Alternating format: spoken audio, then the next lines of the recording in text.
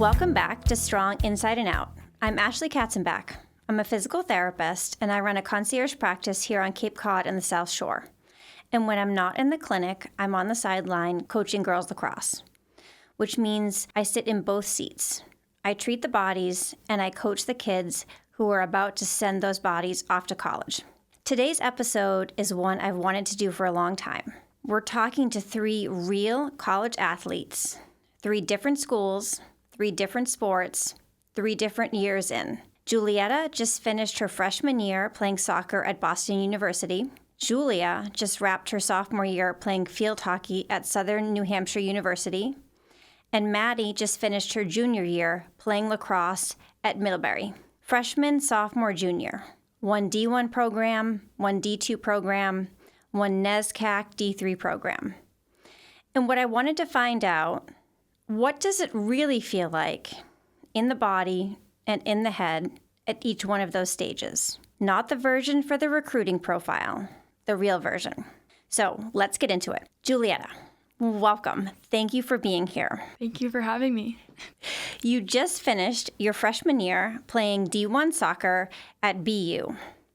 So take me back to move-in day. What did you think this year was going to look like, and how close to that picture was your reality? Okay, so last year we moved in at the end of July. It's like around the 27th.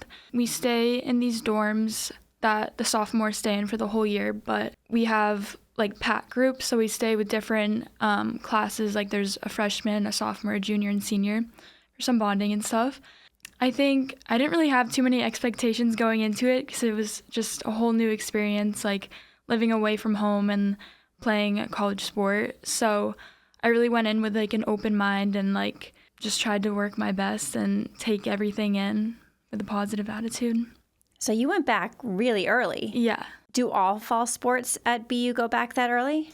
Yeah, I think it's a little bit staggered, so like it's not too chaotic when people move in, but we were the first ones to go back, and then the men's soccer team went back like a week later, and then field hockey trickled in. And okay. Yeah. Wow. Mm-hmm. What was the most surprising thing that you experienced in the first 2 weeks of your preseason? The biggest one was how much you could fit in a day. Like, the trainings didn't really surprise me. We had 1 in the morning and then 1 in the afternoon, and like a lift alternating sometimes. But really, it was just like the meetings and like the mandatory team bonding. We had like a meeting after dinner every night going over like values and goals for the year. And then if we weren't doing that, like the team was just all together and it was a long day. So you were pretty much together from like sunrise to sunset? Yeah, pretty much. Okay. Wow. Did you like everyone? Yeah. Okay, that's good. Yeah, that would have been hard if I didn't. So walk me through what a typical week looks like once the season had started. A real week, Monday through Sunday, when you were waking up, when were practices, when were you doing your schoolwork? Because after all, you are in college for an education. Mm-hmm. When did you get to eat, and what were you eating? Okay, so Monday, I woke up around 6:15. I like to wake up early just so I can have my little like morning routine, and I make overnight oats. Yeah, nice, and my delicious. coffee. Yeah. So I had that like 6:37. My first class was at 8, so we scooted there. My roommate is one of my teammates, so we did a lot together. Nice. Yep. And then I either had 2 or 3 classes from 8 to 12. Last one ended at 12. Got back to the room at like 12:30, had lunch. Either the dining hall wasn't great, so sometimes I had these like pre-made sandwiches from Whole Foods or like anywhere I could find ready. Then had a little break, probably took a nap. Practice was 3 to 5. Mondays, I forget what it was in the fall, but I think Monday and Thursdays maybe were lift after practice, so that went a little bit later. And then around 5:30, showered, went to the dining hall at 6 for dinner, and then in the first semester freshman year, you have to get 6 required study hall hours, so during the week I just bang those out after dinner, do some homework, and then go to bed around 10 maybe. So were the study hall hours, are those just a requirement for athletes, or is that every freshman at BU? Just athletes. Okay. And so that's somewhere like you're all together? Yeah, like every freshmen definitely, and then some sophomores, like based on your GPA after that, have to do it. But most of my teammates would go together after dinner, and you just sign in and then log some hours in there. Do you have to keep like a certain GPA to be able to play on the team? I think to be eligible, yes. And I'm not sure on the team, but probably. Okay, but that's not a problem. You're gonna show up to class. Yeah. Okay. Good. And then Tuesday was like the same, more of like a pregame practice. Wednesday was the same, except for 2:30 we had mobility. 3 o'clock we had a meal. 4:20. Actually, wait. I'm trying to remember because they sent there's a whole itinerary. Yeah. Well, it was a year ago. You're doing a good job. Thanks. I don't know what time it was. Then we had scout, and then warm up was at 5:20, and then game at 6. And that was like a home game type. What's scout? Scout is when we go over the other team before playing. Yeah, like key players, their formation, some clips. We had scout on Tuesdays as well, and then right before the game on Wednesday. Thursday was the same regular day practice, sometimes a lighter practice, sometimes not. Friday was the same, and then it depends if we were traveling or not, but if we were, then we'd miss the whole day of class to drive to wherever our game was Saturday. Saturday was mobility at 9 a.m., meal 9:30, scout sometime before 11:20, warm up, 1 o'clock game, and then we'd always drive back after the game, like no matter what time it was, and then Sunday off. Okay, so basically you have essentially every block of time covered. Yeah, all pretty day. Much. Yep, it's all in our Teamworks app as well. There's an app for it. Okay. It's track. It has like you sign in with like your school email and stuff, and it has like your class schedule and then everything else that they put in for practices and lifts, and even scouts on there and meals on there. Yeah, team bonding sometimes. I might need that app for my life. It's good. That sounds Keeps very nice. Keeps you organized, yeah. Okay. And study hall hours, they had like a scanner through the app, so. This has come a long way. Okay, this is nice. Wow. Okay, I feel like I'm a little bit flabbergasted right now. So that is a lot. I did not expect you to say quite as much as you did. Yeah. That's a lot. Okay. Wow. So take a minute to take it in. Switching gears a little bit to the soccer itself, okay. Right? So you went from being a standout athlete at home, and then now you're competing at a D1 level. Mm-hmm. How did that shift? Did you ever question, like, should I be here? Am I good enough to be here? What was that like for you? I think I knew I could play at that level. I think the hardest part of making this switch was instead of playing and starting every game, like throughout high school, middle school, whatever, I wasn't. And it was hard knowing that like I could play at that level, and in practice I was like doing well, and I thought I was doing well. So not playing was tough, but I also recognized that in the players that are in my position and stuff just have so much more experience and like trust with the coaches. So it was definitely about building that and just keeping like your attitude positive, mm-hmm. working hard through it. And yeah. Yeah, that sounds tough, but it looks like the way you're sitting right now, your posture's pretty tall. It looks like you got through it. Yeah. So let's talk about your body this year. I know these are always tough questions, but how did your body feel this year compared to when you were playing club soccer, high school soccer? I mean, you just listed so many activities in your day and your week that are pretty grueling on your body. Mm-hmm. How did that feel? It was hard, I won't lie, but I think I wasn't as sore as after like a hard lift or anything. It was more just like overall fatigue and like being tired, and also like mentally tired. I think I was burnt out by the end of the fall and needed a break from soccer. So when I like took a break and then got back into it, I wasn't playing soccer. I was just like running, walking, doing yoga, going to the gym, just because like you play soccer 6 days in a row, and it's just exhausting. That's interesting to hear you talk about the mental piece of the mm-hmm. fatigue as well as the physical piece. That's very self-aware. You should know that. Thank you. Was figuring out, I mean, I heard you mention overnight oats. Was figuring out how to fuel your body in college difficult? I mean, did anyone on your coaching staff or your trainer? Was there anyone that was teaching you how to fuel your body, or did you have to do that on your own? I think mostly on my own. My parents are really good about fueling and like reminding me to like have carbs before, like simple sugars before playing, the night before carbing up.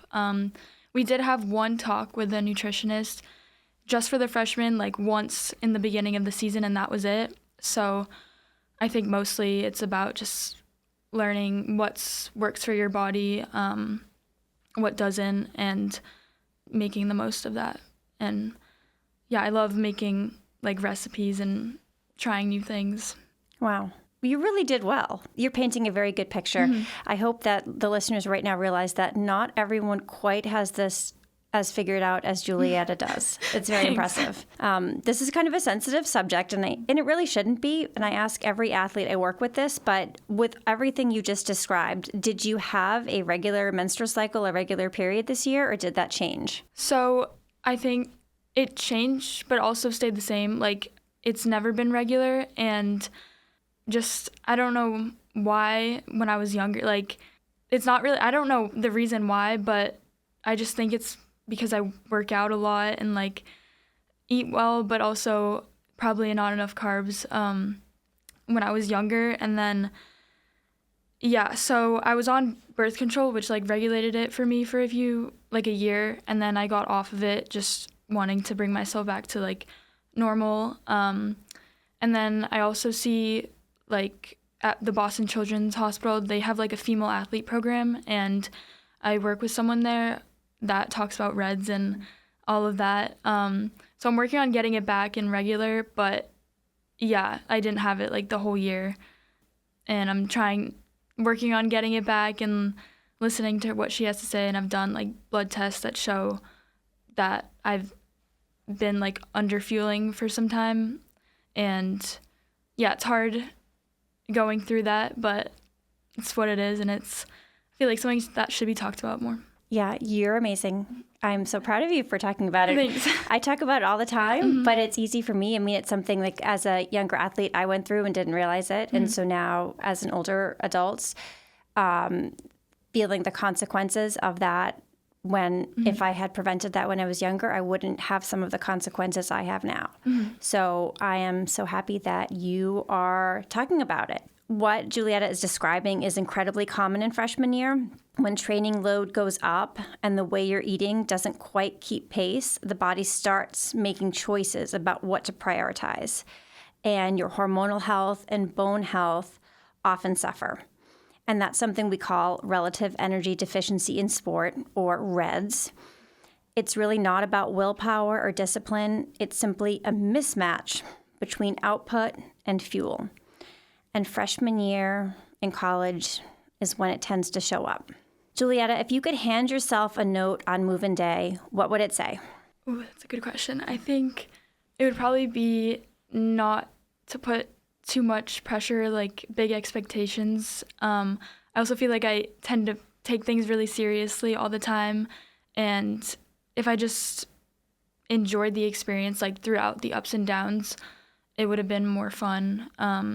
So say go easy on yourself and just like control what you control, your mindset, your work rate, your nutrition, your recovery, all of that, and you should be fine. I like that. That's Thanks. Good advice. I think that's good advice for everyone. Yeah. What do you want a girl who's about to commit to D1 soccer to know before she gets there? I think that to have like more trust in herself.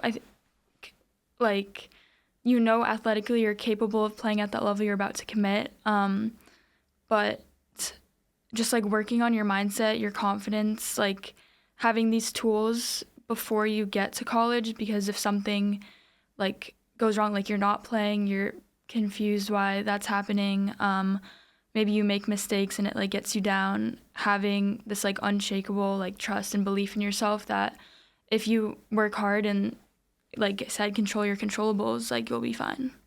I love it. Control your controllables. Yes. That's going to be a good one. Thank you so much. That was such an honest and generous look at year one. Now I want to fast forward 1 year to the point where all that newness has worn off and the real expectations set in. And that's where Julia comes in. Julia, welcome. Hi, thank you for having me. You just finished your sophomore year playing field hockey at SNHU, Southern New Hampshire University. Yep.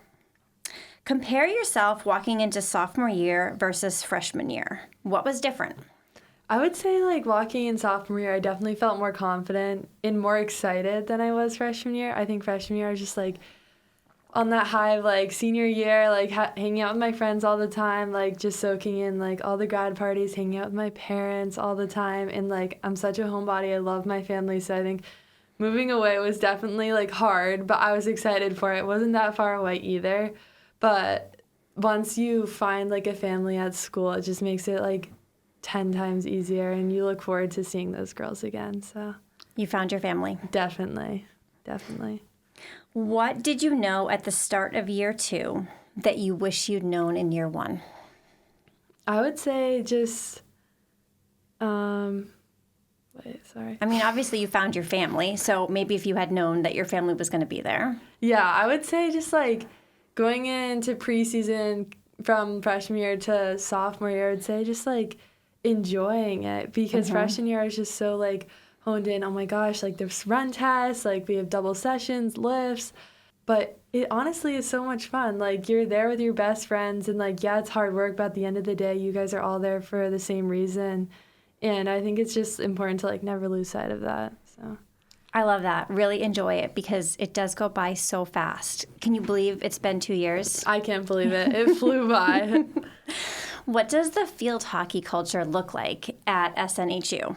Yeah, the culture there, it's honestly amazing. It's something, like, I would never have expected it to be like. Yes, I knew it was going to be great, but I didn't realize it was going to be this amazing. The girls are awesome, and, like, everyone always says, like, oh, you're going to have, like, they're going to be your bridesmaids. I was like, yeah, maybe. Like, who knows? No, they're definitely going to be in my wedding. I love those girls to death, and, like, my coaches are amazing. So I'm so grateful to be there. Yeah, it is an amazing bond, and especially where you spend so much time together, being able to get along is pretty amazing. Yeah, it's great. You're 2 full years into training now. I have personally seen some of your workouts at the gym, and they are intense. How has your body changed, and how has your relationship with your body changed over these years? Yeah, definitely changed from, I think I just have a different outlook on lifting and, like, conditioning. I think in high school, like, you do it here and there, but maybe you're not taking it as serious as you do now in college. I think I just wanted to, like, put on as much muscle as possible and, like, be as fast as possible because it totally correlates onto the field. I can feel a difference from, like, my freshman year, like, doing our drive sweeps and going into sophomore year, just, like, having so much power behind the balls just from putting on a lot more muscle. So I hope that everyone listening just heard that. There is this skinny culture that is coming back. It was here in the 90s and it went away and now it is back. But Julia just said she was excited to put on muscle and it made her faster and stronger and a better field hockey player. So please listen to that. yes. Has fueling yourself gotten easier or harder in year 2? I would say definitely easier. So I was actually vegetarian for 7 years up until this past December. And I ultimately just made the switch because I was conditioning, lifting extremely often, and I just felt like I wasn't getting the results that I wanted. So that's when I was, like, just thinking about how much protein I was getting in. It definitely wasn't enough just from eating, like, an all plant-based diet. It's hard. It's really hard. So I switched over, started eating meat again and, like, slowly adding it back into my diet. And I've never felt more strong in my entire life. And, like, I'm not going to say I'm never going to go back, but it's working for me now. So we're definitely going to stick to it. Yeah. It's hard. It's hard. I used to eat plant-based and I've switched, and you just have to do, like, what is best for your body. But it is hard to figure out. But it sounds like you have figured out, like, what does your body need now? Yeah. And that's really smart to be able to listen to it. Sophomore year is often when, as a physical therapist, I start to see things add up. Freshman year, the body can kind of run on adrenaline, and like you said, it's really exciting. But then sometimes by year 2, if your sleep and your fueling and your recovery haven't been dialed in, the body starts to break down. And sometimes that can look like a nagging injury that won't fully resolve, or if your energy doesn't bounce back with rest, or if you have changes in your menstrual cycle. None of those things are random. It's informative. Have you ever had an injury, or have you ever had your body give you a signal that something wasn't quite right and you just had to push through? Yeah, so thankfully I've never had any like major injuries, but as you know, I've had like shin splints, like patellar tendonitis, and just like little things here and there. Thankfully it was nothing like too crazy where it like stopped me from playing field hockey, but there's definitely been times where it's like, all right, we need to like stop ignoring it and kind of just figure out what's going on here. Like, yeah, you may be able to push through, but is that the best decision for your body? Probably not. So it's definitely important to listen to your body because you don't want to push through an injury and then it be something bigger. Is there support at school if you have an injury, or if something doesn't? You mentioned shin splints, you mentioned patellar tendonitis, which are certainly kind of wear and tear, potentially injuries. Is there an athletic trainer or a physical therapist at school that you're able to work with? Yeah, so we have an athletic trainer, not a physical therapist. They're helpful to the extent that they can be. They're extremely busy, so I totally understand that, but I just wish there maybe was a little bit more support in that area, because you see a lot of the girls, all different sports, just getting like minor injuries, and they end up being something way bigger than they should have been, and it could have been stopped earlier on. Well, you know I'm passionate about injury prevention, so maybe there's something we can do to help there. All right, so outside of field hockey, who is Julia at SNHU? Have you found yourself?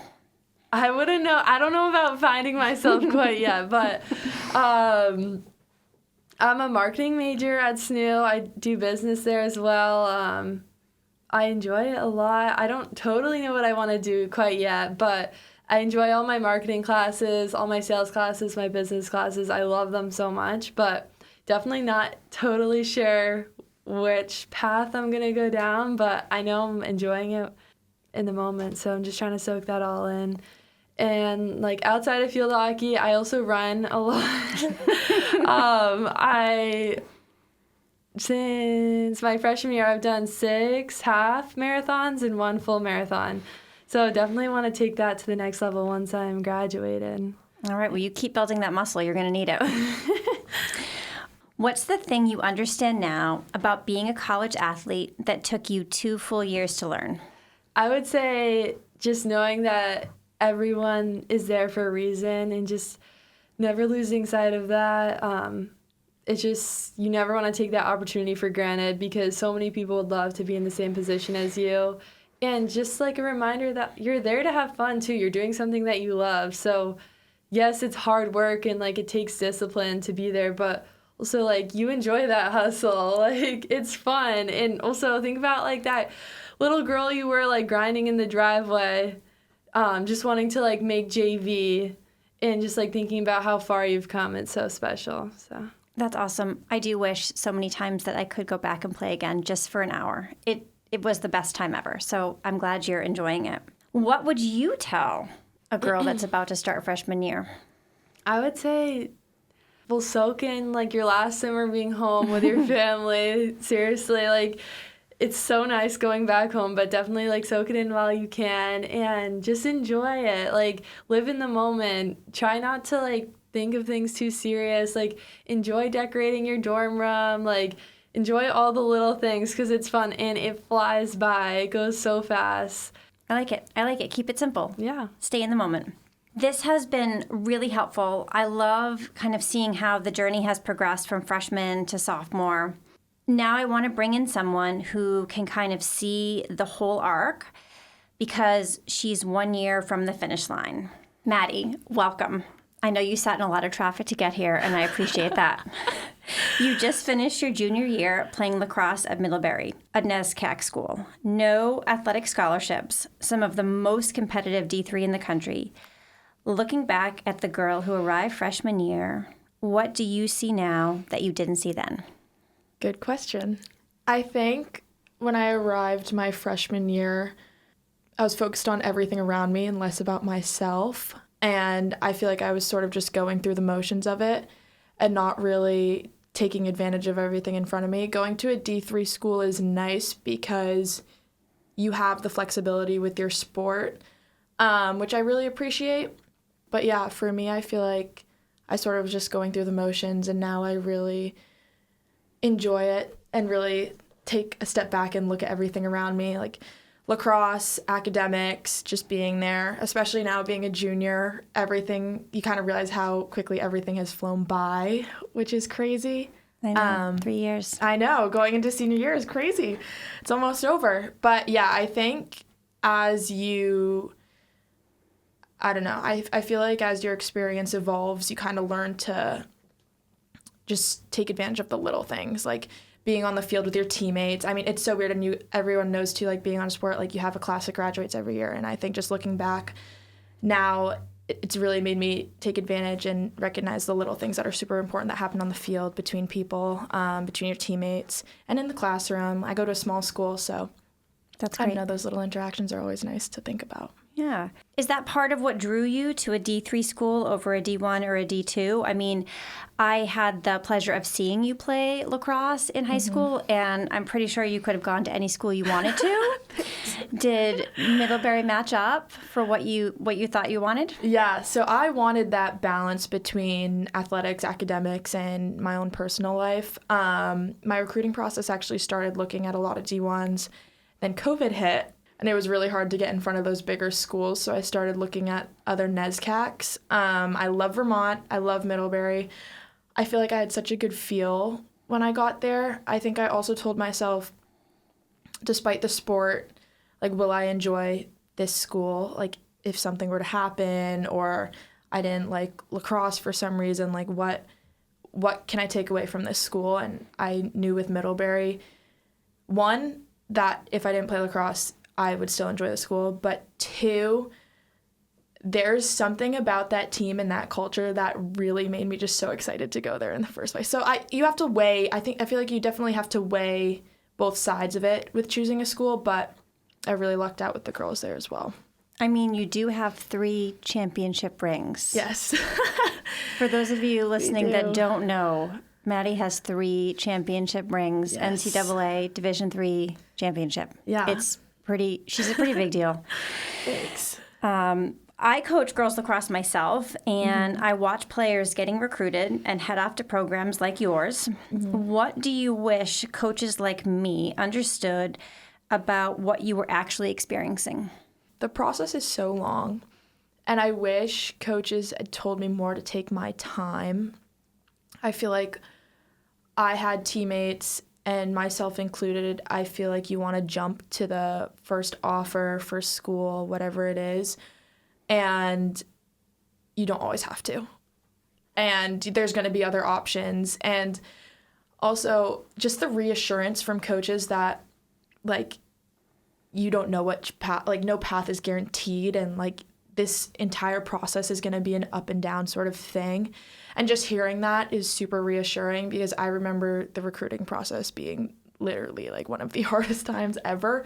I always say that it was like online dating, where you're talking to a school for a little bit, they drop off, you don't hear from them. And it's hard, and you're so young still too. I had no idea what I wanted to do academically at that time. I didn't know where I wanted to live. I've lived in a small bubble my whole life. Like, I had schools like all the way on the other side of the country reaching out to me, and I had no idea what to do. And it's super overwhelming, it's super stressful, but I think just the reassurance from the coaches and them telling you to take your time is super important. Yeah, you bring up a really good question. I mean, recruiting starts at such a young age. Yeah. I mean, end of sophomore year.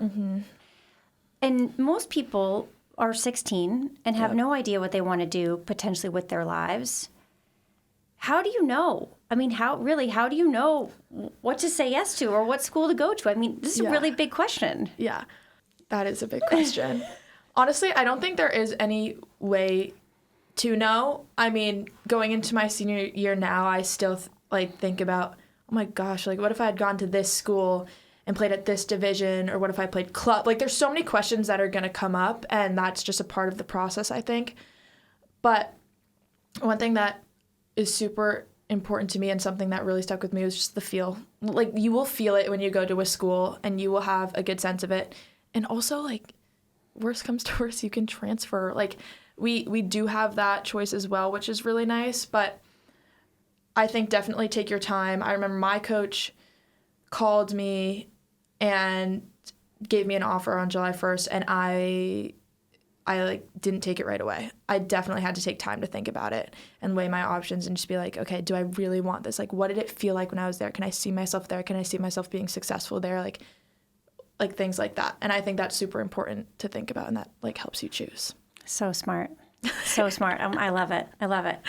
Thanks. 3 years, you've been playing college lacrosse for 3 years now in your body. What has your physical experience been? I mean, injuries, fatigue, strength, what has changed? What is hard? It's a great question because I was just coaching my 11-year-old neighbor, and I was like, wow, I'm tired. I'm getting old. But I've lucked out. I haven't had any crazy injuries, knock on wood, at school. I do think though, like your body changes. I think my body was changing immediately when I got there. I mean, you're in a whole new environment. You're eating different foods. You don't always have access to foods. I know a lot of other D1 schools will have team nutritionists, things like that.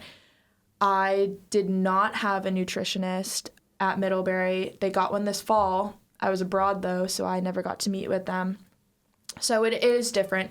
Your body's going to go through some crazy changes. I also think lifting is different. Like in season versus out of season, the conditioning is super, super intense. At least in my program is very intense. And you are responsible, I think, for the recovery part of it, which I think is important to recognize because I learned that my freshman year and did not feel my best when I was playing because I didn't focus on the recovery aspect of it.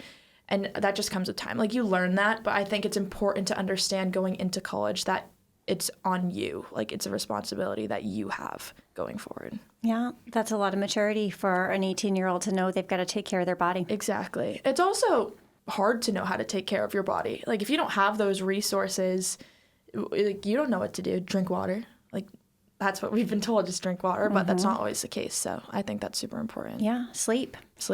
College is notorious for not sleeping. Yeah. Definitely. Yeah, no. Okay. All right. That's good. What does your relationship with your body look like now compared to freshman year? Are you kinder to it? Are you smarter about your body? Yeah. Yeah. I mean, in all honesty, freshman year is so new. You want to do everything. You want to try everything. Vermont is like known for their ice cream. So it's like, that's for every meal, which is fine. But like, I don't know, I wasn't treating my body like how an athlete should. And I definitely treated it, I feel like I had a good routine. That's another thing too, is the routine. In high school, I had a great routine, good eating habits, good like working out habits. Once you get to school, and I'm sure it's different at different division schools, but at D3, like I said, you have a lot of that flexibility. So a lot of your routine is on you to make. So if you don't practice those good habits and you fall out of that routine, it gets a little bit difficult. So I think compared to my freshman year to now, I think I definitely have a better routine now. And I think I'm just more aware of taking care of my health, physically and mentally, versus freshman year, everything's new. Like I said, you're stepping into a whole new place. You're going to try everything, do everything. And yeah, but that comes with time, and you're supposed to learn, so. Yeah, by junior year, I'm thinking about you've had 3 full seasons, 3 off seasons, years of academic and athletic stress layered together. And here's something that a lot of people don't know. You probably know it, but peak bone mass in your spine doesn't happen until you're 30. So if you are actively building or depleting the bone density that you're going to carry for the rest of your life.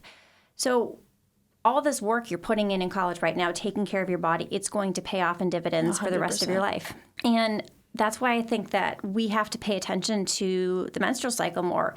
It deserves to be treated like any other normal vital sign, right along heart rate and blood pressure. It's such a key indicator of what's happening to our hormonal health and bone health. And Maddie, this is something that I just ask every athlete that I work with, but has your menstrual cycle or menstrual health ever come up in a conversation with your team's medical staff, or is this something that no one's really asking about? I have never experienced people asking about it. I would say we all have pretty healthy relationships with our medical trainers, our coaches, and like we're all very open with each other. If, say, you're having some really bad cramping issues, you can't wake up at 7 a.m. for a lift, blah, blah, blah, whatever, like they understand that. However, not in my time have I experienced there being like a sit-down conversation of like, girls, how's everyone feeling? Or like, we understand if you feel like this when you're on your period, things like that. So I've never experienced that. I think it's overlooked. I think I have some male trainers as well, and I don't know if they've been educated about it. I don't know if they feel comfortable bringing it up to a woman, and like not in a weird way, but more of just like they don't want to say the wrong thing. Mm-hmm. They've never experienced it. They don't want to like overstep. And I think that's part of it, where talking about the menstrual cycle in general just needs to be a more common thing. Absolutely. And it's a natural part of life. Like we all go through it. It's happening to all of us. Like it shouldn't be like a topic that people walk on eggshells around at all. Right. It just needs to be something that is just checking a box. Exactly. What's happening in your life right now? This is just another vital sign. Yeah. I like it. Exactly. Okay. Well, you've got 1 year left. Maybe you make that little suggestion. Maybe. So speaking of 1 year left, what does it feel to be this close to the end of your college athletic career? I hate to say that, but what's it feel like? It's crazy. It's so weird to think about because I've committed so much time to this sport. So many emails to coaches, so many tournaments, so many early morning wake-ups, so much bus time. It's so weird. I'm honestly nervous what I'm going to do post-grad and how I'm going to fulfill that sort of like empty spot in my life now, which is really sad, but I'm also excited. Like I feel like lacrosse has taught me so much. I think also playing in college, you learn so much about yourself and through the sport, I guess. And you make so many relationships and you have so many ups and downs, and it's so important to prepare you for life post-grad, which makes me excited. But I'm definitely going to miss it. And like I said, I don't really know how to fill the space yet. Yeah, it's just crazy. Well, maybe that leads me to my next question then. So who are you outside of lacrosse at Middlebury, and who do you think you'll be when it's over? It is funny asking that question because Middlebury is such a small school that sometimes I fear that we get labeled into like the lacrosse players, soccer players, field hockey players, stuff like that. But I don't think a lot of my team defines ourselves as the lacrosse players. Obviously, we hang out all the time. I mean, we love each other. It's a great team. It's a great program. But I think a lot of us identify ourselves as just people, students. We're all part of many different clubs. We all try to like integrate with other groups as much as we can, and we usually do. The class size is also super small at Middlebury, so you're building relationships with everyone in the classes, which is really nice. And like no one knows, unless we're wearing lacrosse gear, no one is like, oh, she's the lacrosse player. It's like, no, she's just another girl in my chem class. Like, I don't know. I think I identify myself as just a student right now, just getting through it.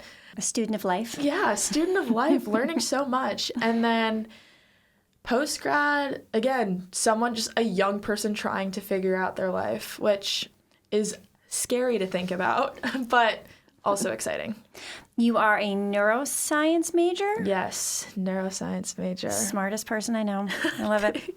I'm learning from you, Ashley. I'm learning from you. If you were talking to a girl right now who is being recruited and trying to decide between D1, D2, and D3, what actually matters for those 4 years of your life? Does it matter? That's a great question. I think that how much you want to commit to your sport is important. for instance, my sister plays D1 and she wanted a routine that was written out for her. She wanted to commit a lot of time to lacrosse. She wanted bang, bang, bang, like all right in a row. She wanted to know what she was doing. Someone was telling her what to do, what time of the day, and she loves it. Like she really enjoys playing at a D1 level. Like I said, me on the other hand, I wanted to make my own routine. I wanted to have that flexibility. And there's pros and cons of both. And I think as a D2 athlete, you can sort of figure that out with a nice balance. I think something that's really important too is asking for honesty from the coach and like what is the expectation of being an athlete on your team. That's something I did talking to a lot of my coaches. One thing I really wanted to do was go abroad, which I did. And I asked all the coaches ahead of time, like, I want to know what your opinion is. Because some coaches can be honest, like, I don't like it, but girls do it. So I'm like, okay. The Middlebury coach was like, everyone goes abroad. I want you to go abroad. I'm super supportive of it, which was great.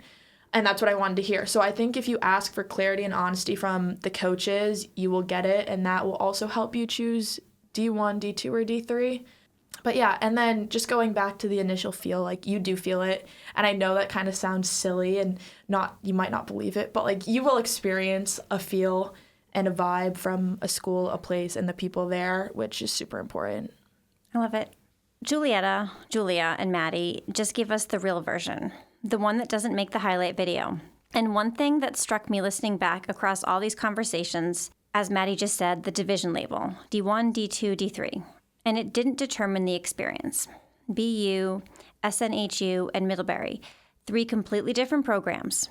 But the physical demand, the identity pressure, and the questions about fueling and hormones and who you are underneath the uniform, those were universal.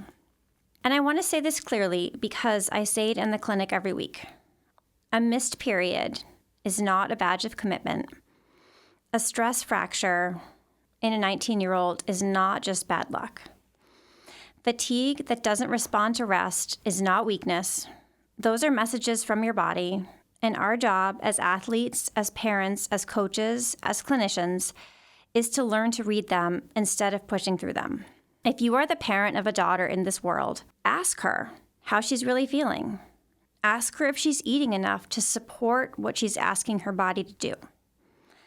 Ask her if anyone on her medical team has ever mentioned energy availability or REDS. If the answer is no, that's not a failure. It's just where the conversation starts. If you're a coach like me, listen back to this episode. These athletes are carrying more in their bags to practice. The output we ask them for has a real cost, and the most powerful thing we can do is ask. And then we actually have to listen to their answer. Strong inside and out means that your bones hold. Your hormones are in range, and your identity survives the last whistle. Your body needs to carry you into a life that you actually love long after the jersey comes off. You're building your longevity now. Thank you so much to Julietta, Julia, and Maddie for trusting us with the real version of this. Some of these questions were pretty tough. If this episode hit home for you as an athlete or a parent or a coach, share this with someone who needs to hear it. I will certainly have the links to our female athlete coaching program and our movement physical linked. And thank you for taking the time to listen to this. This has been Strong Inside and Out. Please take care of your body. It's the only one you get.